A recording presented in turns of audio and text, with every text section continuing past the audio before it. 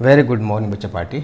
आज हम बात करेंगे एओडी का ही एक part, increasing and decreasing function. देखिए, अगर आपने ये 4 क्वेश्चन अच्छे से समझ लिए तो आप ये समझिए कि आपका इंक्रीजिंग डिक्रीजिंग का क्वेश्चन पेपर में गलत हो ही नहीं सकता। राइट, चलिए शुरू करते हैं। देखो, आपको बेसिक कॉन्सेप्ट पता ही है कि इंक्रीजिंग और डिक्रीजिंग को टेस्टिंग करने का तरीका होता है कि किसी भी फंक्शन का अगर फर्स्ट डेरिवेटिव निकाला और वो ग्रेटर देन 0 आता है तो इसका मतलब उसमें वो फंक्शन इंक्रीजिंग कहेंगे आप। और अगर एफ डैश एक्स यानी कि फर्स्ट ऑर्डर डेरिवेटिव उसका लेस देन 0 आए तो उसमें क्या कहेंगे आप, डिक्रीजिंग इंटरवल। ये तो आपको कॉन्सेप्ट पता है, लेकिन हम क्वेश्चन को किस तरह से अटैम्प्ट करेंगे ताकि हमें डर ना लगे कि इंक्रीजिंग डिक्रीजिंग में कोई कन्फ्यूजन आपको हो। तो जैसे ही आपके कोई फंक्शन दे रखा है आपके पास, तो सबसे पहले आप उस फंक्शन का डेरिवेटिव कर देंगे। राइट, चलिए इसका डेरिवेटिव करेंगे। क्या आएगा, 2 एज इट इज आएगा। एक्स क्यूब का बनेगा बेटा 3x², तो 2 से इंटू हो जाएगा, ये क्या बन जाएगा 6x² minus 15 as it is x² का बनेगा 2x, तो ये बन जाएगा 30x प्लस 36, x का 1 प्लस 1 का 0। राइट, अब क्या करना है आपको, जो आपके पास फर्स्ट ऑर्डर डेरिवेटिव आया है उसको आपको फैक्टराइजेशन फॉर्म में लिखना है। ठीक है, तो ये बनेगा आपका f dash x is equal to 6, यहाँ से कॉमन आ जाएगा, क्या बन गया x² माइनस 6 5 जा 30 5x और प्लस 6 6 जा 36, ये हो गया। कॉमन आने के बाद अब इसको फैक्टराइज करिए। इसका फैक्टराइज करने पर बनेगा बेटा 6 1 जा 6 है ना, और यहाँ आ रहा 5, तो 3 2 जा 6 बनेगा, यानी कि x minus 2 and x minus 3 इतना बनेगा। अब ध्यान से समझिए बेटा, देखिए कॉन्सेप्ट है कि एफ डैश एक्स जो आपका है वो इंक्रीजिंग या डिक्रीजिंग दोनों कंडीशन में 0 नहीं होना चाहिए, है ना। तो हमारे पास जो क्वेश्चन आता है बेटा उसके अंदर लिखा होता है strictly increasing and strictly decreasing, मतलब 0 वैल्यू नहीं होनी चाहिए, मोर देन 0 हो सकती है, लेस देन 0 हो सकती है। राइट, तो आपको क्या देखना है कि इसका मतलब इंक्रीजिंग डिक्रीजिंग है जो एफ डैश पर ही डिपेंड करता है। अब यहाँ आप वो ब्रैकेट देखिए जिनके ऊपर साइन आपका या पॉजिटिव या नेगेटिव चेंज हो सकता है। आप समझ रहे क्या कह रहा हूँ, जैसे यहाँ x की वैल्यू आप कुछ पुट करेंगे, मानो 2 से मोर देन वैल्यू पुट करा तो यह साइन पॉजिटिव हो सकता है, अगर 2 से लेस देन वैल्यू पुट किया तो साइन नेगेटिव हो सकता है। इसका मतलब ये जो टर्म है इस पर एफ डैश का साइन डिपेंड कर रहा है।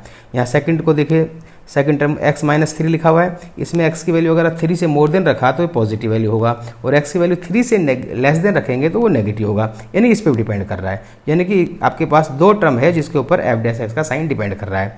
तो आप क्या करना है, जिन पर साइन डिपेंड कर रहा है एफ डैश एक्स का उनको इक्वल टू 0 करेंगे बेटा, दोनों को इक्वल टू 0 किया। ठीक है, तो यहाँ से x वैल्यू क्या निकल गया 2 और इधर से x वैल्यू क्या निकल आ गया 3, इतना काम करना है। ठीक है, आपको ये आइडेंटिफाई करना है कि एफ डैश एक्स का साइन किन टर्म्स पर डिपेंड कर रहा है या किस ब्रैकेट पर डिपेंड कर रहा है, दैट इज़ वेरी इंपॉर्टेंट।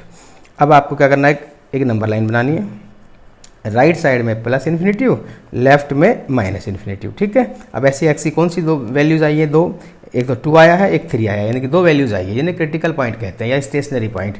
तो आप 2 मार्क नंबर लाइन में लगा देंगे इस तरह से, और लेफ्ट साइड में छोटा नंबर, राइट में बड़ा नंबर। ठीक है, इसके बाद आपको क्या करना है, अल्टरनेटिव साइन डालना है राइट साइड से, ध्यान रखना राइट साइड से पॉजिटिव नेगेटिव और पॉजिटिव, इस तरह साइन डालना है हमेशा, पॉजिटिव नेगेटिव पॉजिटिव। ठीक है, लेकिन एक बात का यहाँ विशेष ध्यान रखेंगे बेटा, आप कहेंगे सर यहाँ स्टार्टिंग में पॉजिटिव आएगा क्या हमेशा राइट में, बेटा आपको जो यहाँ राइट में जो साइन आएगा वो डिपेंड करेगा एफ डैश के साइन के। देखिए यहाँ एक्स का कोफिशिएंट पॉजिटिव राइट, इसका भी पॉजिटिव राइट, और यहाँ जो बाहर भी क्या आ रहा है पॉजिटिव, यानी एक्स के कोफिशिएंट को आपको पॉजिटिव बनाना है, और जब एक्स का कोफिशिएंट ऑलरेडी पॉजिटिव है तो फिर आपको सिर्फ बाहर का साइन देखना है। यहाँ अगर प्लस है, ठीक है, एफ डैश में तो पॉजिटिव से स्टार्ट करना, पॉजिटिव नेगेटिव पॉजिटिव, और अगर यहाँ नेगेटिव आ रहा हो तो आपका साइन क्या आएगा, नेगेटिव पॉजिटिव नेगेटिव। समझ पा रहे बेटा, बस यही कॉन्सेप्ट ध्यान रखना है। इतना करने के बाद समझो आपका इंटरवल आ गया, ये पॉजिटिव 3 से और इन्फिनिटी तक, और इधर तक ये पॉजिटिव आ गया। तो एफ एक्स जो है आपका इंक्रीजिंग जो आएगा, इंक्रीजिंग इंटरवल आएगा, इंक्रीजिंग इंटरवल जहाँ पॉजिटिव आ रहा है। देखो पॉजिटिव बेटा कहाँ पर आ रहा है, ये यहाँ पे पॉजिटिव आ रहा है वैल्यू, यहाँ पॉजिटिव वैल्यू आ रही है, सिर्फ इतना ही देखना है आपको। तो जब हम ब्रैकेट में लिखेंगे तो यहाँ पे छोटी value minus infinite union union minus infinite comma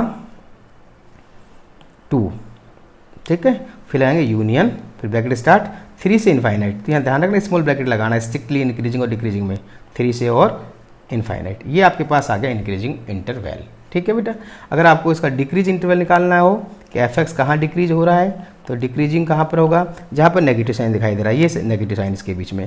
तो यहाँ ध्यान रखना छोटा नंबर लेफ्ट में, बड़ा नंबर राइट में लिखना है और ओपन ब्रैकेट यूज करना है, ये आपके पास हो गया डिक्रीजिंग। ओके बेटा, नेक्स्ट क्वेश्चन की तरफ चलते हैं। देखिए बिल्कुल यही पैटर्न आपको अप्लाई करना है। सबसे पहले जो फंक्शन दे रखा है बेटा उसका डेरिवेटिव कर दीजिए। अब यहाँ डेरिवेटिव करेंगे, ध्यान रखना डेरिवेटिव आपको अच्छे से आना चाहिए। यहाँ दो फंक्शन है, प्रोडक्ट रूल अप्लाई होगा बेटा। तो क्या होगा, first function as it is और सेकंड का डेरिवेटिव करेंगे तो ये बनेगा बेटा 2 इंटू एक्स माइनस 1 फिर प्लस सेकंड फंक्शन आपका एज इट इज़ और derivative of first function, power पहले और एक कम एक्स माइनस 2, राइट। हमने कहा था इसको फैक्टराइज फॉर्म में लिखना है, ठीक है। अब देखिए जो कॉमन आता है उसे कॉमन लीजिए। हमें दिखाई दे रहा है यहाँ एक्स माइनस 2 का होल क्यूब है, यहाँ एक्स माइनस 2 लिखा हुआ है, तो इसका मतलब एक्स माइनस 2 कॉमन आ जाएगा।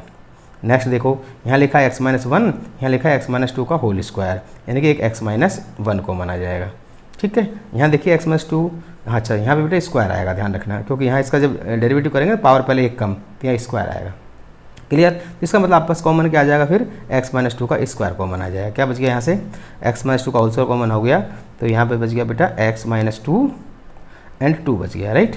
प्लस यहाँ से 3 रह गया, ये कॉमन निकल गया एंड एक्स माइनस 1 हो गया, ठीक है। सिंप्लीफाई करो इसको, क्या बन गया x minus 2 whole square x minus 1, इसे इंटू करो, क्या बन जाएगा 2x minus 4 plus 3x minus 3।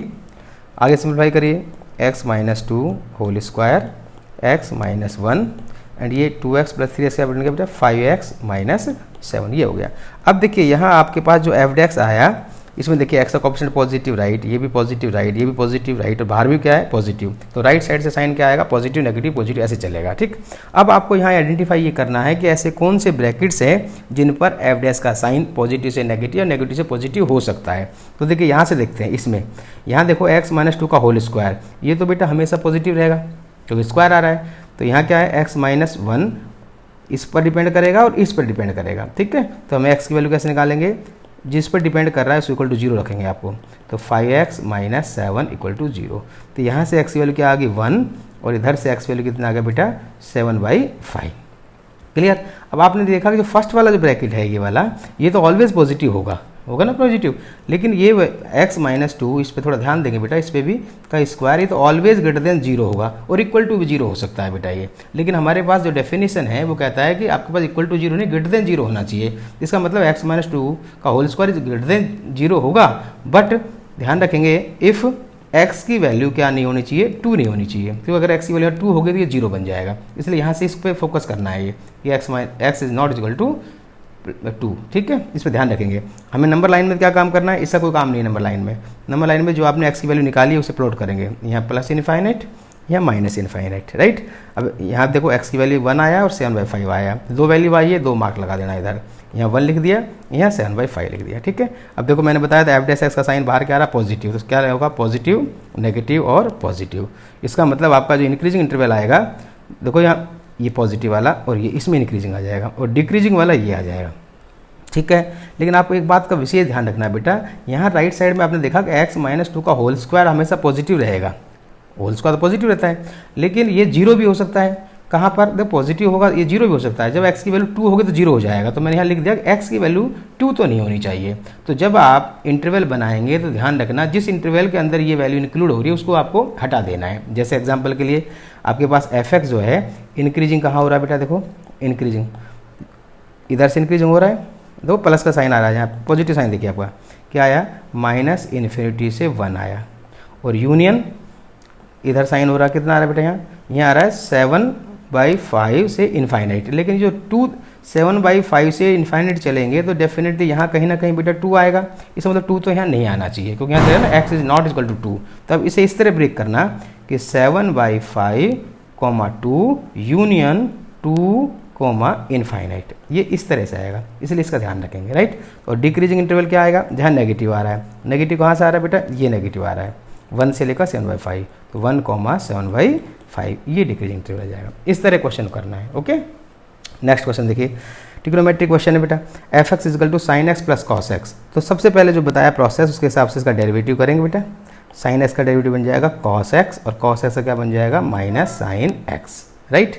अब हमने क्या बताया कि भाई अब इसको f dash x equal to क्या करना 0 कर लेना, क्योंकि ये डिपेंड एक्चुअल में f डैश x का जो साइन है बेटा इस पर भी डिपेंड कर रहा है, इस पर भी कर रहा है, ठीक है। अगर इसकी वैल्यू बड़ी हुई इसकी वैल्यू छोटी हुई तो ये पॉजिटिव आएगा, और इसकी वैल्यू अगर छोटी हुई और इसकी वैल्यू बड़ी हुई तो ये नेगेटिव आ जाएगा। तो दोनों पे डिपेंड कर रहा है, इसका मतलब जो जिस पे डिपेंड कर रहा है उस पूरे को इक्वल टू जीरो करेंगे।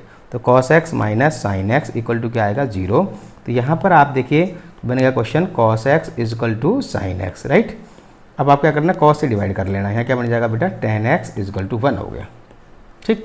अब यहाँ ध्यान रखना tan x इक्वल टू 1, यानी कि tan x की वैल्यू 1 कहाँ होती है, तो आपके दिमाग में आएगा tan x की वैल्यू 1 π/4 पर होती है। तो सिर्फ क्या π/4 पर होती है, नहीं बेटा, देखो 0 से 2π तक देखना है आपको।